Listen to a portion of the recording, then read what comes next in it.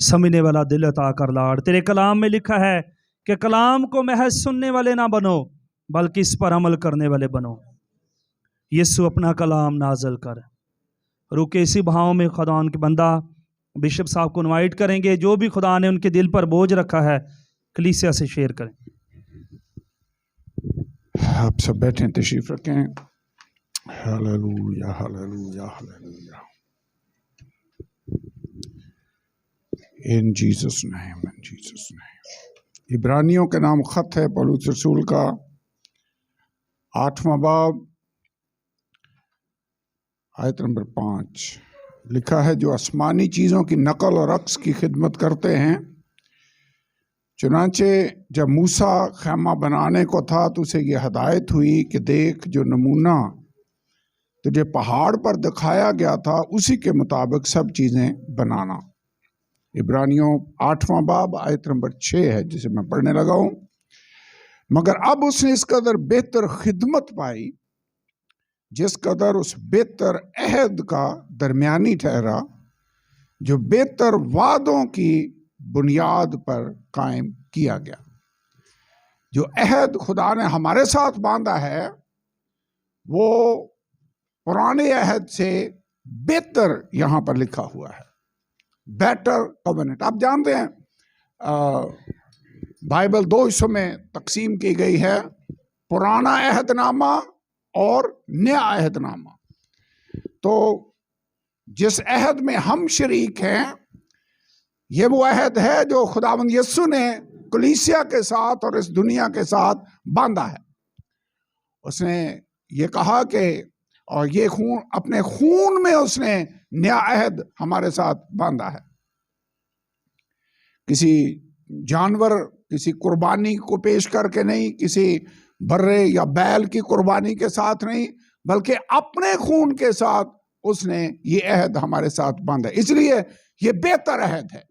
सो आज अहद के बारे में, अहदनामे के बारे में बहुत सी बातें हैं जो हम सीखेंगे, लेकिन ये वाला अहद बेहतर अहद है। जब बाइबल कहती है बेहतर अहद है तो हम भी कह सकते हैं बेहतर अहद है। ये बेहतर अहद है जो बेहतर वादों की बुनियाद पर कायम किया गया है। वादे शुरू से खुदा करता आया है, लेकिन बाइबल कहती है ये वाला जो अहद है ये बेहतर वादों की बुनियाद पर कायम किया गया है। 8वीं आयत पासवोन के नुक्स बताकर कहता है, खुदा फरमाता है, देख वो दिन आते हैं कि मैं इसराइल के घराने और यहूदा के घराने से एक नया अहद बांधूंगा। ये उस अहद के मानद ना होगा जो मैंने उनके बाप दादा से उस दिन बांधा था जब मुल्क मिस्र से निकाल लाने के लिए उनका हाथ पकड़ा था, इस वास्ते कि वो मेरी अहद पर कायम नहीं रहे। और खुदावंद फरमाता है मैंने उनकी तरफ कुछ तवज्जो ना की। फिर खुदावंद फरमाता है जो अहद इसराइल के घराने से उन दिनों के बाद बांधूंगा वो ये है कि मैं अपने कानून उनके जहन में डालूंगा और उनके दिलों पर लिखूंगा। मैं उनका खुदा होऊंगा और वो मेरी उम्मत होंगे। और हर शख्स अपने हमवतन और अपने भाई को ये तालीम ना देगा कि तू खुदावंद को पहचान, क्योंकि छोटे से बड़े तक सब मुझे जान लेंगे, इसलिए कि मैं उनकी नाराज़गियों पर रहम करूंगा और उनके गुनाहों को फिर याद ना करूंगा। जब उसने नया अहद कहा तो पहले को पुराना ठहराया। और ये चीज़ें, जो चीज़ पुरानी और मुद्दत की हो जाती है वो मिटने के करीब होती है। अहद, अहद के बारे में बाइबल बहुत कुछ बयान करती है और बाइबल मुकद्दस में बहुत से अहदों का जिक्र भी है। आप जानते हैं हमारे मुल्क में भी जहाँ पर हम रहते हैं हुकूमती लेवल पर भी बहुत से मुआहदे किए जाते हैं, बहुत से अहद बांधे जाते हैं। मसलन IMF के साथ अहद एग्रीमेंट होता है कि हम आपको इतने पैसे देंगे और ये उस अहद नामे की शराइत होंगी, आप उसको कैसे उन पैसों को वापस करेंगे। और जब उन पैसों को वापस करने की शराइत आयद होती हैं तो साथ ही चूंकि कहीं ना कहीं से आपको दिखाना होगा कि हम ये यहाँ से पैसे जनरेट करके आपको देंगे, साथ ही बिजली की कीमतें, गैस की कीमतें बढ़ जाती हैं। अहद की शराइत है। अहद जो पहला अहद खुदा ने बांधा वो मूसा का अहद कहलाता है, शरीयत का अहद कहलाता है। ये खरूज की किताब उसके 19वें बाब में है। अगर आप इसको निकाल लें, वहां से चंद बातें हैं जिसको मैं आपके साथ पढ़ूंगा। लेकिन इससे पहले खुदा ने बागे अदन में इंसान के साथ अहद बांधा, उसे बनाया, उसे कहा बढ़ो, फलो, जमीन को मामूरो, महकूम करो। ये एग्रीमेंट खुदा खुद ही अकेला ही इंसान के साथ बांध रहा है। इंसान का उसमें कोई शरायत नहीं है कि तू ये करेगा तो फिर ये होगा। इसके बाद खुदा ने नूह के साथ अहद बांधा। नूह का अहद याद है? खुदा ने नूह के साथ अहद बांधा। जब दुनिया शरीर हो गई, पैदाइश की किताब उसके 6 बाब में खुदा ने तूफान भेजकर उस वक्त की सारी दुनिया को बर्बाद कर दिया। जब तूफान का पानी नीचे आया, नूह और उसकी फैमिली कश्ती से बाहर आई। जो पाक जानवर नूह ने कश्ती में अपने साथ रखे हुए थे, उनमें से लेकर उसने कुर्बानी खुदा के सामने पेश की, मज़बा बनाया, और फिर खुदा ने वहां पर नूह के साथ अहद बांधा। लिखा उस कुर्बानी की राहत अंगेज खुशबू खुदावंद ने ली, और खुदा ने कहा आज के बाद मैं दुनिया को फिर यकलख्त ऐसे बर्बाद नहीं करूंगा जैसे अब किया है। और उस अहद का एक निशान खुदावंद ने दे दिया, और वो निशान था कौसे कज़ा।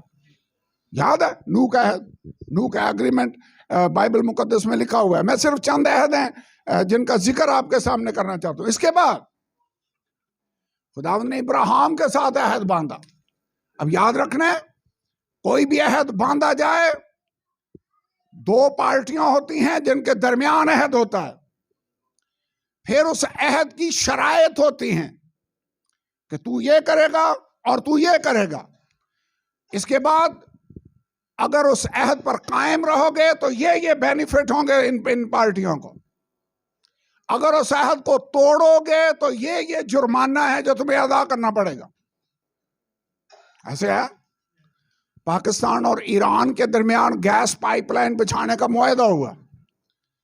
जब हमारी तरफ से वो पूरा नहीं हुआ तो उस पर आलमी अदालतों में जुर्माने के लिए, मुआवजे के लिए जाकर मुकदमे कायम हो जाते हैं। ये पता नहीं आपने इस पर गौर किया या नहीं किया, लेकिन ऐसे हो रहा है और ऐसे होता है एग्रीमेंट्स। इसके बाद इब्राहिम के साथ जब खुदा ने अहद बांधा तो पैदाइश की किताब उसके 12 बाब में लिखा हुआ है, खुदावंद ने इब्राहिम से कहा उठ, अपने वतन को छोड़, अपने रिश्तेदारों को छोड़, सबको छोड़कर मेरे पीछे चल, और मैं तुझे उस मुल्क में पहुंचाऊंगा जहां दूध और शहद बहता है। मैं तुझे बरकत दूंगा, तेरे नाम को बड़ा करूंगा, जो तुझे बरकत दे मैं उन्हें बरकत दूंगा, जो तुझ पर लानत करे मैं उसे लानत करूंगा। तेरी नस्ल के वसीला से जमीन के सब कबीले बरकत पाएंगे। पढ़, याद है अल्फाज? मैं टाइम बचाने के लिए पढ़ नहीं रहा, लेकिन यहां पर इब्राहिम ने कुछ करना है। इब्राहिम ने क्या करना है? उस मुल्क को छोड़ना है, अपने रिश्तेदारों को छोड़ना है, सबको छोड़कर उसके पीछे पीछे चलना है। That is it. खुदा ने क्या करना है? खुदा इब्राहिम को बरकत देगा, उसके नाम को बड़ा करेगा। जो उसे बरकत दे खुदा उसे बरकत देगा, जो उस पर लानत करे खुदा उसे उस पर लानत करेगा। और फिर उसने कहा तेरी नस्ल के वसीला से जमीन के सब कबीले बरकत पाएंगे। मैं तेरी नस्ल को आसमान के सितारों और जमीन की रेत के जर्रों की मानद बढ़ाऊंगा, मैं तुझे बरकत दूंगा। पढ़ा? अगर इब्राहिम खुदा की अपना हिस्सा उसमें अदा करेगा, खुदा अपना हिस्सा जरूर अदा करेगा। वैसे खुदा अपने कलाम में सच्चा है। अगर खुदा कहता है तुम ये करो तो मैं ये करूंगा, तो फिर खुदा डेफिनेटली वो करेगा। हमें उस पर भरोसा रखना चाहिए। और इसके बाद मूसवी अहद की तरफ मैं आना चाहता हूं, जो मैंने कहा है खरूज की किताब उसका 19वां बाब अगर आप निकाल लें तो यहां पर सबसे पहले जो मुआहदा करने वाली हस्ती है वो अपना इंट्रोडक्शन करवाती है कि मैं कौन हूं। यहां पर अहद बांधने वाली हस्ती खुदावंद खुदा है। सो वो अपना तारुफ यहां पर करवाता है, मैं वो हूं जिसने तुम्हें मिस्र से निकाला, मैं पावरफुल खुदा हूं। 19वां बाब आयत नंबर 2। सो वहीं पहाड़ के सामने इसराइलियों ने डेरे लगाए। 3री आयत, मूसा उस पर चढ़कर खुदा के पास गया। खुदावंद ने उसे पहाड़ से पुकार कर कहा है, याकूब के खानदान, तू याकूब के खानदान से यूं कह कि बनी इसराइल को यह सुना दे कि तुमने देखा कि मैंने मिस्रियों से क्या किया और तुमको गोया उकाब के परों पर बिठाकर अपने पास ले आया। सो अब अगर तो मेरी बात मानो, यानी मेरी आवाज को ओबे करो और मेरे अहद पर चलो, तो सब कौमों में से तुम ही मेरी खास मलकियत ठहरोगे। मैं इसको फिर दोहराना चाहता हूं। खुदा करे अगर तुम मेरी आवाज सुनकर मेरी बात मानो, मेरे अहद पर कायम रहो। अभी अहद दिया नहीं है, अभी अहद बताना है कि क्या क्या बातें हैं जो तुमने करनी है।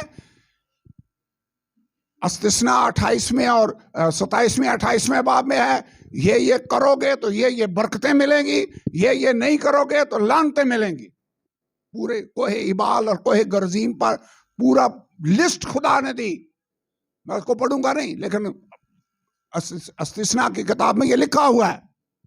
सो खुदा जो एग्रीमेंट करने वाला है वो कह रहा है, मैं वो हूं जो तुम्हें मिस्र से निकाल कर लेकर आया हूं। अगर मेरे अहद पर कायम रहोगे तो तुम मेरी खास मलकियत ठहरोगे। मलकियत वैसे क्या होती है?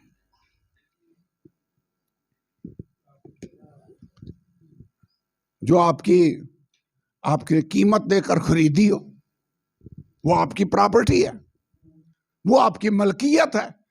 इसका मतलब है अगर हम खुदा के उस अहद पर कायम रहें तो हम खुदा की प्रॉपर्टी हैं। ग्रंथियों के खत में पढ़े, तुम अपने नहीं बल्कि कीमत से खरीदे गए हो, बस अपने बदनों से खुदा का जलाल जाहिर करो। हम किसकी प्रॉपर्टी हैं? खुदा की। तो ये याद रखना है। खुदा कह रहा तुम मेरी खास मलकियत ठहरोगे।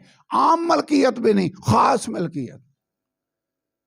अपने आप से ये जरूर कहे, मैं खुदा की खास मलकियत हूं, मैं उसकी खास मलकियत हूं, ताकि क्योंकि सारी जमीन मेरी है।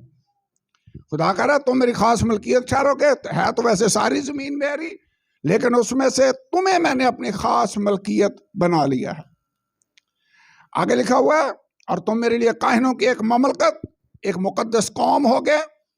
इन्हीं बातों को तो बनी इसराइल को सुना देना। तब मूसा ने आकर उन लोगों को बुजुर्गों को बुलाकर उनके रूबरू सब बातें जो खुदा ने उसे फरमाई थी बयान कर दी। ऊपर खुदा ने उसे बताया, मूसा नीचे उतरा, उसने सब लोगों को इकट्ठा किया और वो सारी बातें उनको सुना दी कि ये बातें हैं जो तुमने माननी है। खुदावंद खुदा ये कह रहा है।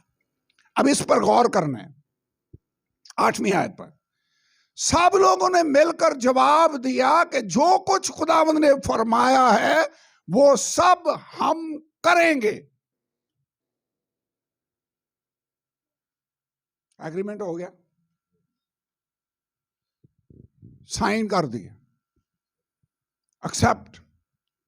आपको पता है शादी भी बहुत बड़ा मुआहदा है, अहद है, अहद है। वैसे इस अहद में हम पूछते हैं कि क्या तू इस शख्स को अपना शौहर होने के लिए कबूल करती है? और औरत आगे से क्या जवाब देगी? जी हाँ, ये वाला काम है जो यहां पर हो रहा है। मर्द से पूछा जाता है, क्या तू इस औरत को अपनी ब्याहता बीवी होने के लिए कबूल करता है? और वो क्या कहता है? जी हाँ। हाँ, हम कहते हैं हाँ या ना में जवाब देना है, चुप करके नहीं सिर लाना। सिर्फ सारा लाने से बात नहीं बनेगी, जवाब देना है। वैसे खुदा ने जब मूसा को बताया, मूसा ने आकर लोगों से कहा, क्या तुम्हें ये अहद जो खुदा बांधने वाला तुम्हें कबूल है? लोगों ने कहा जो कुछ खुदा कह रहा है हम वो करेंगे। ये आयत में जरूरी है। वैसे इकरार करना, दोनों पार्टियों का मान लेना कि हम इस पर अमल करेंगे। और फिर खरूज की किताब 20वां बाब पढ़ें, वहां पर शराइत हैं उस अहद की। खुदावंद खुदा को एक मानना। खुदा कह रहा है मैं जो तुम्हारे साथ अहद बांध रहा हूं, मेरे जैसा और कोई खुदा नहीं है, मैं अकेला ही आसमानों को तानता हूं, तो मेरे हजूर कोई गैर माबूद नहीं रखना, मेरा नाम बेफायदा नहीं लेना, सब्बत के दिन को पाक रखना। याद रखना कि 6 दिन में मैंने सारा कुछ बनाया, 7वां दिन उसकी याद के लिए मैं फिक्स कर रहा हूं, चोरी नहीं करनी। अहदनामे की शरायत आ गई। अगर अहदनामे की शरायत पर अमल करोगे तो ये बरकतें मिलेंगी, अगर ना करोगे अमल तो ये सजाएं मिलेंगी। वैसे बनी इस्राएल जब अहद को तोड़ते रहे तो उनको सजाएं भी मिलती रही, बरकतें भी मिलती रही, सजाएं भी मिलती रही। अहद वैसे बड़ा आम है, लेकिन जिस हस्ती के साथ हमारा अहद हुआ है वो बादशाहों का बादशाह और खुदावंदों का खुदावंद है। उस जमाने में जब पावरफुल बादशाह किसी कमजोर मुल्क के साथ एग्रीमेंट करता, सबसे पहले वो अपना तारुफ करवाता कि मैं ये बादशाह हूं, ये मेरे काम किए हैं और मैं तुम्हारे साथ अहद बांध रहा हूं। वैसे खुदा ने भी ऐसा इंट्रोडक्शन करवाया। उसने कहा ये जिनकी प्रस्तशिस मुल्क कौमों के जो माबूद हैं ये लोग करते हैं, मैं उनसे फर्क हूं, मैं आसमान और जमीन का बनाने वाला खुदा हूं। आप अपने खुदा को जानते हैं जिसके साथ आप चलते हैं। वैसे यीशु ने कहा हम जिसकी प्रस्तश करते हैं उसको जानते हैं, तुम जिसे नहीं जानते उसकी प्रस्तश करते हो, हम जिसे जानते हैं उसकी प्रस्तश करते हैं। आप अपने खुदा को जानते हैं? हमारा खुदा वो खुदा है जो हमसे मोहब्बत रखता है। हमारा खुदा वो खुदा है जिसने सलीब पर हमारे लिए जान दी है। हमारा खुदा वो खुदा है जो हमसे मोहब्बत रखता और हमारी सारी जरूरतें पूरी करता। वो यहोवा यरी भी है। जब हमारा उसके साथ एग्रीमेंट हो जाए, अहद बांधा जाए, तो अहद के मुताबिक फिर खुदा अपनी शरायत पूरी करता है। वैसे आप तवक्को कर सकते हैं कि खुदा अपने वादों पर पूरा रहेगा, कर सकते हैं। मैं आपको एक एग्जाम्पल देना चाहता हूं। वजह क्या थी, क्यों खुदा जब एक दुश्मन मुल्क आकर हमला करता है, फराउन जब उनके पीछे चढ़ आया, खुदा आगे से हटकर पीछे आ गया और फराउन की फौजों और इसराइलियों के दरमियान सारी रात वो खड़ा रहा, और इधर रोशनी थी उधर अंधेरा था, और उसने उनको उन पर हमला ना करने दिया। पढ़ा है बाइबल में। क्यों? क्योंकि खुदा का उनके साथ अहद था। जब भूख लगती है खुदा उनको रोटी आसमान से मन नाजल करके उनकी भूख को मिटा रहा है। वैसे ऐसा ही एग्रीमेंट मियां बीवी के दरमियान भी नहीं होता। मैं पढ़ रहा था कि ये रिश्ता है जिसको खुदा ने एक्सप्लेन किया है इफ्सियों के खत में।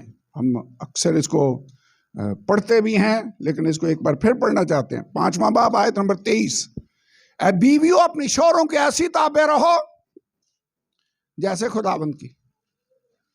यानी मियां बीवी के रिश्ते को खुदावंद यीशु और कलीसिया के रिश्ते के साथ तशबीह दी गई है। ऐसे ही है। कैसे हमने ताबेदारी करनी है? जैसे कलीसिया मसीह के ताबे है। आगे लिखा हुआ है, क्योंकि शौहर बीवी का सार है जैसे कि मसीह कलीसिया का सार है। हमारा सार कौन है? यीशु। बीवी का सार कौन है? सरबराह। वो कौन है? उसका शौहर। सिंपल सी बात है। हमारा सार कौन है? सरबराह कौन है? खुदावंद यीशु है।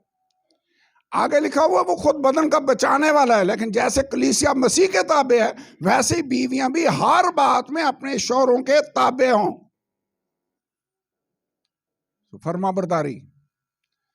वैसे अगर कलीसिया को खुदा की, यीशु की फरमाबरदारी करने का हुक्म है, तो बीवियों को शौहर की ताबेदारी का भी हुक्म है। क्लियर है?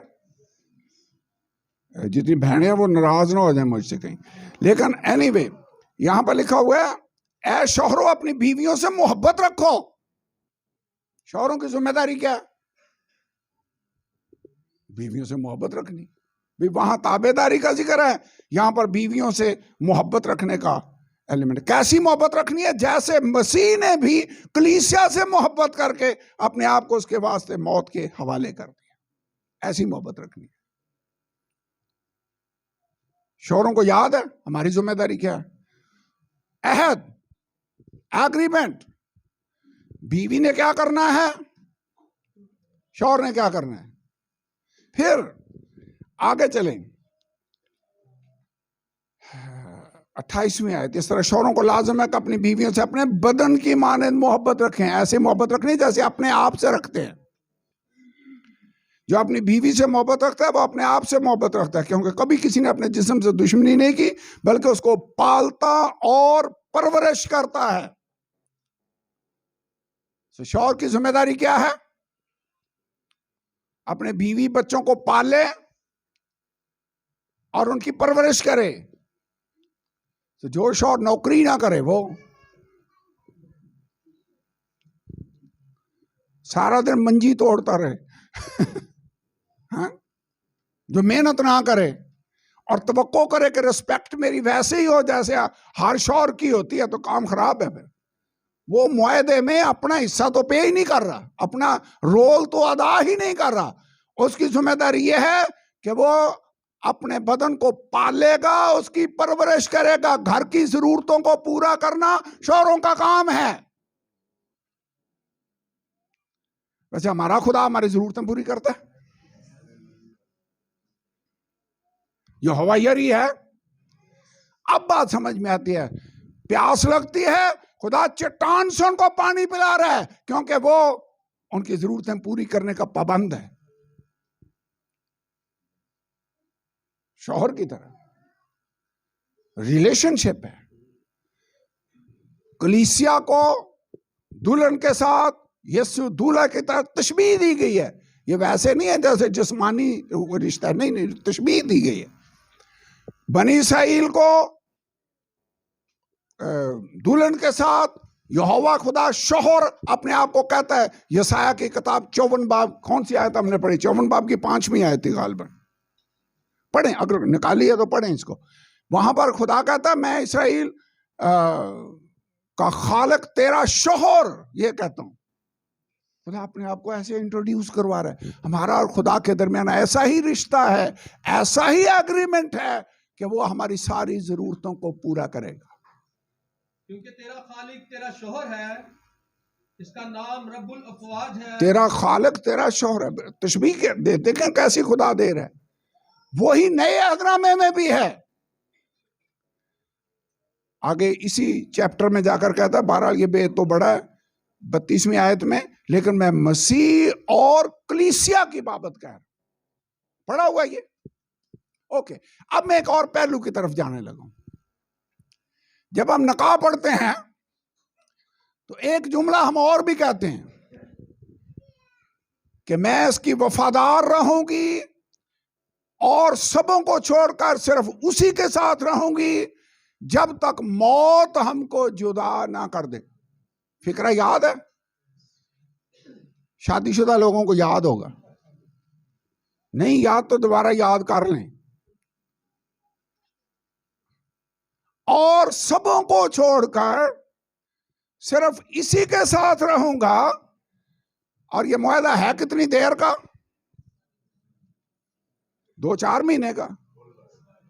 जब तक मौत हमको जुदा न कर दे। वह हमने अपने खुदा के वफादार रहना है।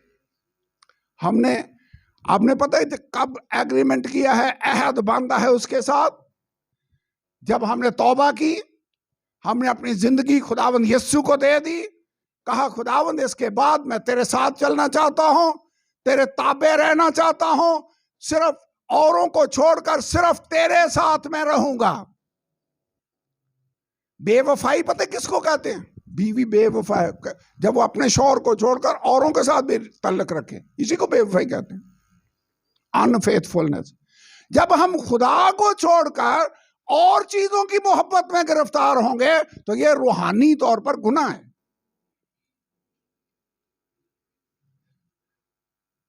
खुदा इसको पसंद नहीं करता। खुदा क्या चाहता है? ये लोग मेरे हों और मैं उनका हूं। खुदा ने वैसे कहा क्या था? अगर मेरे अहद पर कायम रहो, मेरी आवाज सुनकर उसको मानो, तो तुम मेरी खास मलकियत होगे। खुदा वैसे हमें अपना बनाना चाहता है, हमें स्पेशल मलकियत बनाता है, और वो हमसे ये तवक्को रखता है कि हम सिर्फ उसी के साथ ताल्लुक रखें, किसी और दुनिया की चीज के साथ नहीं। बाइबल में सबसे बड़ा पहला हुक्म कौन सा है? तुम खुदावंद अपने खुदा से, अपने सारे देव, सारी जान, सारी ताकत, सारी अकल से मोहब्बत रखनी है। 10 हुक्मों में पहला हुक्म इसीलिए यही था कि ये सबसे पहली शर्त है कि सिर्फ मेरे साथ तुम वफादार रहोगे, किसी और के साथ नहीं। अगर तुम खुदा को छोड़कर दुनिया से मोहब्बत रखो, गलत। दौलत से मोहब्बत रखना शुरू कर दें, गलत। किसी और रिश्तेदार को ज्यादा अहमियत दें, गलत। ये बेवफाई है। खुदावंद मैं तेरा वफादार रहना चाहता हूं, मेरी डेडिकेशन सिर्फ और सिर्फ प्यारे खुदावंद तेरे लिए है, और मैं उम्र भर तेरा वफादार रहना चाहता हूं, जब तक जिंदा रहूं और सबों को छोड़कर तेरे पीछे रहूंगा। ये अपने रूहानी ताल्लुक पर ये फिक्रा, ये जो निकाह की शर्तें हैं उनको आयद कर ले। एग्रीमेंट, अहद की शर्तें होती हैं, शर्तें हैं, ये शराइत हैं। हमने वफादार रहना है, हमने ओबीडिएंट रहना है, हमने ताबेदार रहना है। खुदावंद खुदा हमसे ये तवक्को करता है, और अगर हम उसके साथ वाकई रिश्ते में हैं, मुआहदा हो चुका है, एग्रीमेंट है, तो खुदा अपना रोल जरूर अदा करेगा और वो हमारी मदद को फौरन आएगा।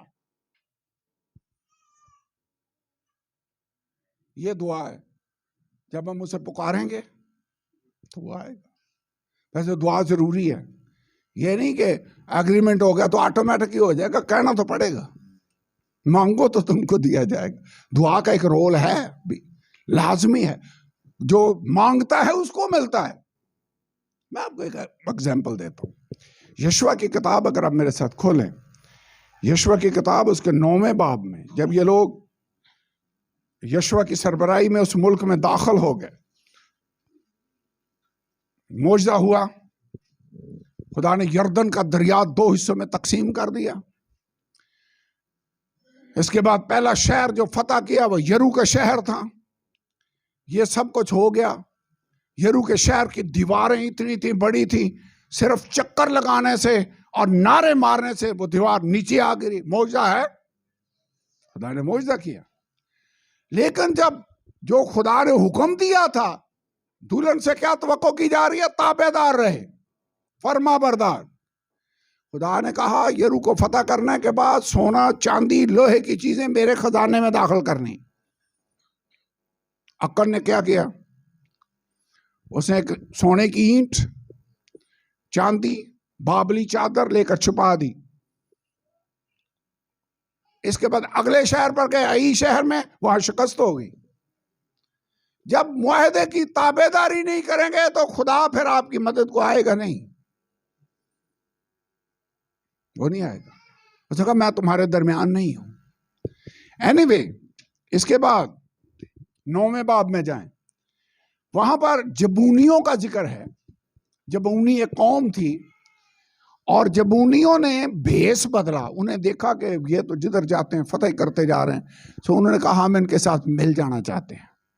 उन्होंने भेष बदला और टूटी सी जूतियां पहन ली, अपने जो टिफिन थे जिनमें रोटियां रखी थी खाने के डिब्बे, उन फफूंदी लगी हुई है, फटे पुराने कपड़े पहन लिए, कहे हम बहुत दूर से आए हैं।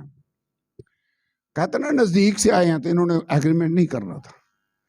यशवा 9वां बाब में देख रहा हूं, तो उन्होंने, बाइबल के अंदर लिखा है, उनके तोशा में से कुछ लिया 14 आयत में, और खुदावंद से मशवरत ना की, और यशवा ने उनसे सुलह की और उनकी जान बख्शी के लिए उनसे अहद बांधा, और जमात के अमीरों ने उनसे कसम खाई।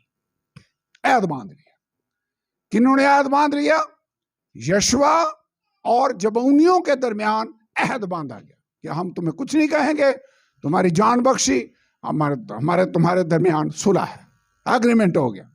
आगे लिखा हुआ है, अगले दिन, तीसरे दिन उनको पता चला कि ये दूर से नहीं है, ये तो इन शहरों से आए हैं। लोग बड़ा गुस्से में आए। यशवा ने कहा नहीं नहीं, अब हम इनको कुछ नहीं कह सकते, क्योंकि हमने इनके साथ अहद बांधा है और खुदावन का नाम लेकर अहद बांधा है। ओके, जब ये बात हुई तो इसके बाद इन्होंने आई शहर को फतह कर लिया, यरू को फतह कर लिया, 10वें चैप्टर में लिखा है। और इसके बाद जबून के बाशिंदों ने सुलह कर ली उनसे। दूसरी आयत में लिखा है, जबून बहुत बड़ा शहर और एक बादशाही शहरों में से एक था। चंद बादशाहों ने इकट्ठे होकर जबून पर अटैक कर दिया कि तुमने इसराइलियों के साथ क्यों सुलह की। यहां नाम लिखे हुए हैं। उन्होंने ये 5 बादशाह निकले, अदूनी सदक, यरूशलेम का बादशाह, हबरून का बादशाह, यरमूत का बादशाह, ये सारे आए और उन्होंने कहा चाओ मेरी कुमक करो और हम चलकर जबून को मारें, क्योंकि उन्होंने यशवा और बनी इस्राएल से सुलह कर ली। चौथी आए, ये आए, इन्होंने मुकाबल डेरे डाल लिए जबून के और जंग शुरू की। छठी आए, तब जबून के लोगों ने यशवा को जिलजाल में, जो खैमा जनता, कहला भेजा कि अपने खादमों की तरफ से हाथ मत खींच, जल्द हमारे पास पहुंचकर हमको बचा, हमारी मदद कर। पहले तो नहीं बुला सकते थे, अब बुला सकते हैं, क्योंकि अब उनके साथ अहद बांधा जा चुका है। आओ हमारी मदद को आओ। और बाइबल के अंदर लिखा है, यशवा रातों रात चला और नागहां उन पर जाकर उसने हमला किया और उन 5 बादशाहों को उसने शिकस्त दी।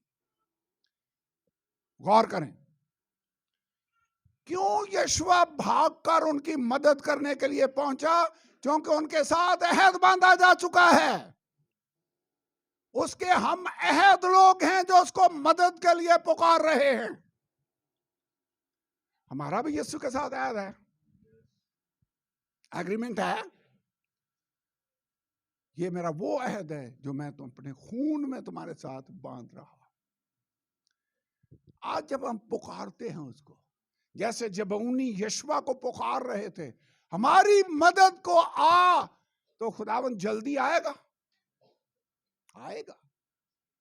क्योंकि उसने हमारे साथ अहद बांधा हुआ है। मांगो तो तुमको दिया जाएगा। मैं इसको स्टडी कर रहा था और सोच रहा था, कई दफा हमें अपने और खुदा के दरमियान रिश्ते और ताल्लुक की समझ ही नहीं आती कि हमारा कितना क्लोज उसके साथ अहद बांधा जा चुका है। हम उसके साथ एग्रीमेंट में हैं, और खुदा वो खुदा है जो कभी भी अपने वादों से फिरता नहीं है। उसके तमाम वादे हमारे साथ हाँ में हैं। अगर जबूनियों के पुकारने पर यशवा फौरन उनकी मदद को पहुंचता है, तो हमारा खुदा हमारे पुकारने पर हमारी मदद को क्यों ना पहुंचेगा? खुदा लाजमी पहुंचेगा। आजकल भी 2 मुल्कों के दरमियान अहद हो, एग्रीमेंट हो जाए, जब कोई उस पर हमला करे, फौरन दूसरा मुल्क उसकी मदद को पहुंचते मुल्क, एग्रीमेंट है। बैरी बेड़े पर भिजवा देते हैं, उसकी हमायत में फौजें भेज दी जाती हैं। हमारा खुदा, जब हम उसको पुकारते हैं, क्योंकि हम उसकी दुल्हन हैं, हमारा उसके साथ एक अहद है, एग्रीमेंट है। जब हम पुकारेंगे, खुदा हमारी मदद को आएगा। और जब मुझे इस बात की समझ आई, तो मेरा ईमान खुदा की दुआओं के जवाब के लिए और ज्यादा मजबूत। हमारा खुदा हमारी जरूरतें क्यों ना पूरी करेगा? उसने हमारे साथ ऐद बांधा हुआ है। यहोवा यरी है। जैसे शौहर अपने बदन को पालता और उसकी परवरिश करता है, खुदा अपने लोगों की परवरिश करेगा। खुदा हमारी सारी जरूरतें पूरी करेगा। वो हमारी दुआओं के जवाब में आएगा। और जिसके साथ अहद हो वो जाकर आपके साथ लड़ता है। अब समझ आती है क्यों बाइबल में लिखा है खुदावंद इस्राएलियों के खातिर लड़ा। लड़ता था क्योंकि उसके साथ अहद था। उस अहद का निशान खतना था। आपको पता, जब जिसको समझ आ जाए उसका ईमान मजबूत हो जाता है। जाति जूलियत इतना कदावर बंदा 40 दिन तक चैलेंज करता रहा। दाऊद एक टीनेजर है, वो जाता है और जाकर सुनता है बातें। उसने एक स्टेटमेंट दी। उसने कहा ये नामख्तून फलस्ती होता कौन है कि जिंदा खुदा की फौजों की फजील। ये नामख्तून का मतलब समझते हैं क्या मतलब? क्यों भाई अरशद, नामख्तून का मतलब क्या? जिसका खतना नहीं हुआ। खतना किनका हुआ था? इब्राहिम की नस्ल का।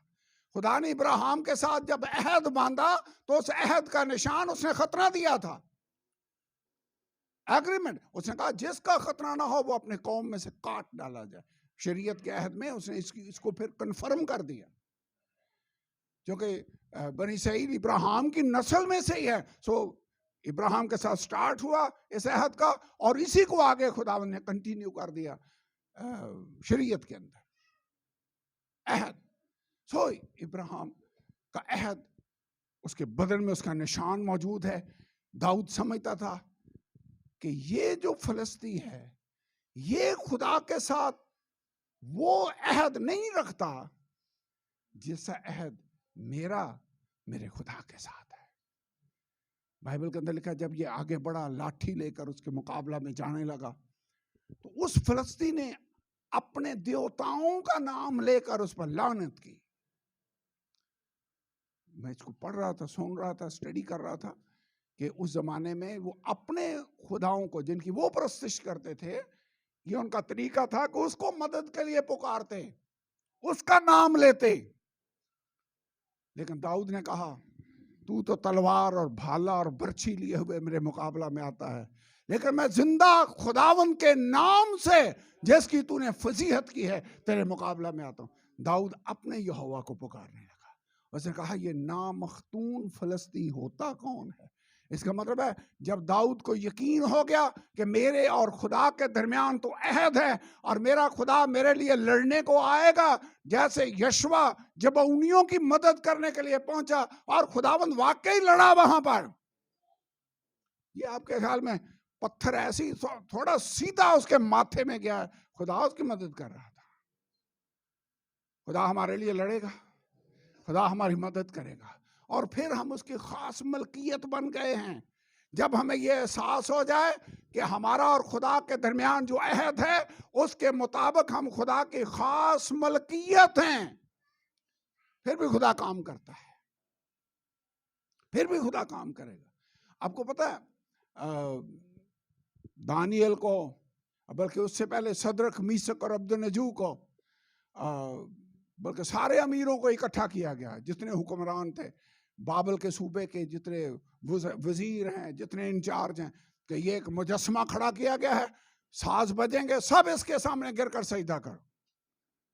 सदरक, मीसक और अब्दुन्नजू जानते थे कि जिस अहद में हम बंधे हुए हैं, शरीयत के अहद में, उसके मुताबिक हम अपने खुदा को छोड़कर किसी के सामने नहीं झुक सकते। वो कह रहा था अहद तोड़ दो, उन्होंने कहा हम इस अहद को नहीं तोड़ेंगे, हम खड़े रहेंगे। उन्होंने जब प्रस्तिश करने से इनकार किया ना, तो वो उस अहद की पहली शर्त को तोड़ने को तैयार नहीं थे। जब वो खुदा के साथ अहद में खड़े हैं तो खुदा भी अपने अहद में खड़ा था। फिर उन्होंने कहा बादशाह, जब बादशाह ने कोशिश की ना, मैं इनको सेकंड चांस देते हैं, हम फिर साज बजाएंगे। उसने कहा बादशाह हम इस अमर में तुझे जवाब देना जरूरी नहीं समझते, आगे क्या लिखा है? क्योंकि हमारा खुदा, हमारे का मतलब पता है क्या है? स्पेशल मेरा खुदा है। मलकियत खुदा की।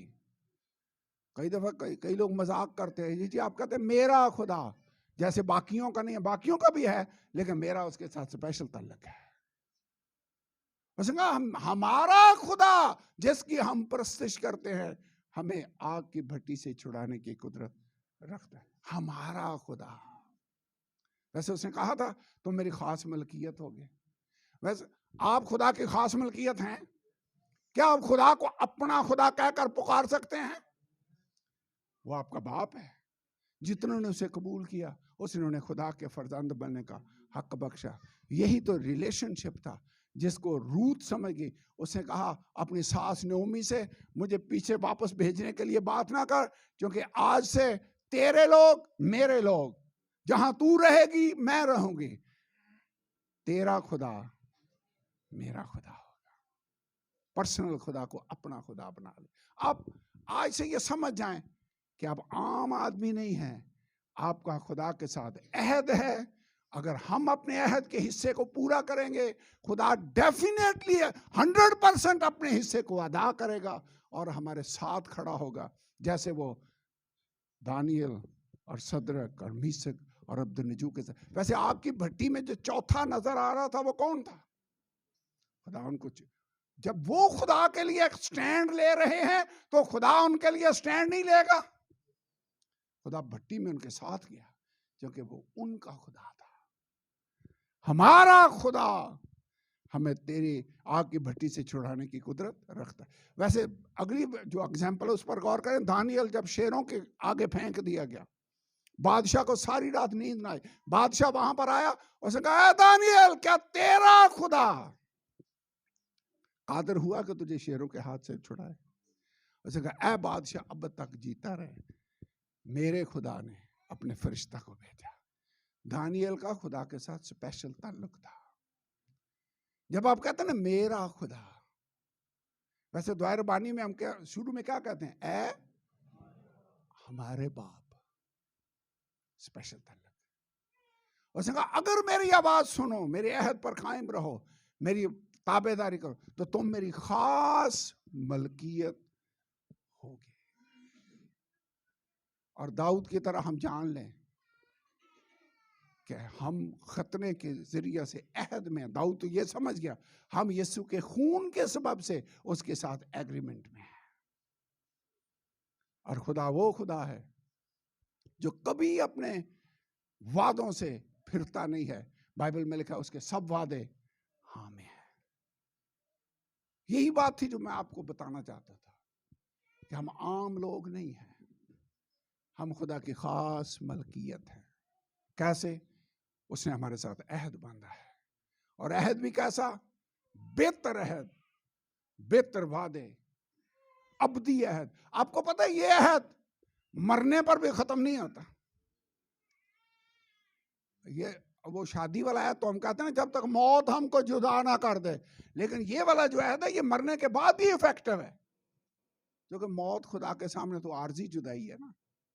इसीलिए तो उसने कहा जो जिंदा है और मुझ पर ईमान लाता है वो अब तक कभी नहीं मरेगा। ये एग्रीमेंट टाइमलेस है, यानी टाइम का इस पर इतलाक ही नहीं है, ये फॉर एवर है, हमेशा हमेशा के लिए है। इसीलिए तो खुदा जो अहद बांधता है, उसने इब्राहिम के साथ अहद बांधा कि ये मुल्क मैंने तुझे दिया। बाद में मूसा के साथ उसी अहद को रिपीट कर रहा था, ये मैंने तुम्हें दिया जैसा मैंने इब्राहिम से कहा। यशवा से कहा जैसा मैंने मूसा से कहा, मैं तेरे साथ हूं और ये मुल्क मैंने तुमको दिया। एग्रीमेंट वही है। नस्लें बदल रही हैं, खुदा का वादा नहीं बदल रहा। खुदा का कलाम का खुदा नस्लों का खुदा है। खुदा के वादे हमेशा के लिए सेटल्ड है आसमानों के अंदर। खुदा ने दाऊद के साथ अहद बांधा। मैंने सारे अहदों का जिक्र नहीं किया। उसने कहा तेरी नस्ल में इसराइल के तख्त पर बैठने के लिए आदमी की कमी ना होगी, तेरी नस्ल हमेशा इसराइल पर हुक्मरान रहेगी। खुदा ने वादा कर दिया। खुदावन अपने वादों को पूरा करना चाहता है, लेकिन कई दफा हम उन इसराइलियों की तरह उस वादे की अपनी शरायत को पूरा नहीं कर पाते, सो खुदा की बरकतें स्टॉप हो जाती है। खुदा फिर अपना हिस्सा पे अदा नहीं करता अगर हम उससे फिर जाएं। आइए आज वादा कर लें, खुदावंद जो तू कहेगा मैं वो करने के लिए तैयार हूं। खुदावंद मैं तेरी ताबेदारी करना चाहता हूं, मैं तेरे साथ रिश्ते में, ऐसे रिश्ते में कायम रहना चाहता हूं, अहद में कायम रहना चाहता हूं। खुदावंद जो तूने अपने खून को बहाकर मेरे साथ कायम किया है, मैं तेरे साथ उस अहद में कायम रह। हम आम लोग नहीं हैं, हम अहद बांधे हुए लोग हैं, आम लोग नहीं हैं। और जिनके साथ अहद होता है, जिनके साथ अहद होता है, वो आकर लड़ते भी हैं उनकी जगह पर। मैं सोच रहा था इब्राहिम ममरे के बलूतों में रह रहा है, जब उसे खबर मिली कि लूत गिरफ्तार हो गया, उन बादशाहों ने उसको कैदी बना लिया, तो वो उठा और लिखा ममरे और दूसरे लोग जहां पर वह रह रहा था उसके हम अहद थे, वो भी उसके साथ लड़ने के लिए गए। मैं सोच रहा था कि इब्राहिम तो जा रहा है, उसका भतीजा कैदी हो गया, बाकी लोग क्यों गए उसके साथ? अहद की वजह से। खुदा के साथ हमारा अहद होगा, वो हमारे लिए लड़ने को हमारी हमायत में आएगा। अहद है। जबूनिया के लिए यशवा जाता लड़ने को, गया, अहद है। आइए खड़े हो, दुआ करें। Hallelujah hallelujah hallelujah. आप आम लोग नहीं हैं, आप खुदा की खास मलकियत हैं, क्योंकि यीशु ने खून बहाकर हमारे साथ अहद बांध लिया है और हम कवनेंट पीपल हैं, अहद बांधे हुए लोग हैं, रिश्ते में है, हमारा उसका स्पेशल ताल्लुक है। और इस रिश्ते को कई तशबीहों में इस्तेमाल किया गया है। चरवाहे और भेड़ के रिश्ते में, भेड़ उसकी प्रॉपर्टी होती है, हम भी उसकी लोग, अपने नहीं हैं, दुनिया के लिए। खुदावंद आज से मेरा सब कुछ तेरे लिए डेडिकेटेड है। खुदावंद मेरा टाइम तेरे लिए है, जो मेरे पास है वो सब तेरे लिए है। खुदावंद मैं अपने आप को तेरे लिए डेडिकेट करना चाहता हूँ। तू मेरे साथ जो अहद बांधा है, मैं उसके लिए तेरा शुक्र अदा करता हूँ। हालेलुया। आइए उसका शुक्र अदा करें, उससे कहें खुदा तेरा शुक्र हो, तूने मेरे साथ जो एग्रीमेंट किया है, तूने मेरे साथ जो अहद बांधा है, जो कवनेंट बांधा है, तेरा शुक्र हो। Hallelujah hallelujah hallelujah hallelujah hallelujah hallelujah hallelujah hallelujah. शुक्र शुक्र शुक्र शुक्र। Hallelujah hallelujah hallelujah. Praise God. जब तक मौत हमको जुदा ना करे, हम मरते दम तक अपने खुदा के वफादार रहना चाहते हैं, और दुनिया की कोई भी चीज हमारे और खुदा के दरमियान हायल ना होने पाए। खुदावंद हालेलुया हालेलुया। दुआ करें, अपनी आवाज को बुलंद करें और दुआ करें। Hallelujah hallelujah hallelujah hallelujah hallelujah hallelujah hallelujah.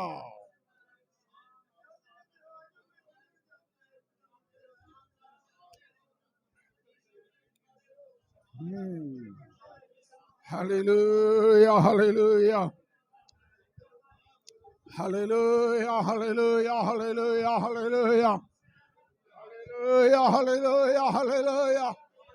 मैं तेरे ताबे रहना चाहता हूँ, मैं तेरे पीछे पीछे चलना चाहता हूँ, मैं तेरा बेटा बनकर, तेरी दुल्हन बनकर, खुदावंद तेरी भेड़ बनकर, तेरा नौकर बनकर, तेरा खादम बनकर, खुदावंद तेरे पीछे पीछे चलना चाहता हूँ। Hallelujah hallelujah hallelujah hallelujah hallelujah. In the name of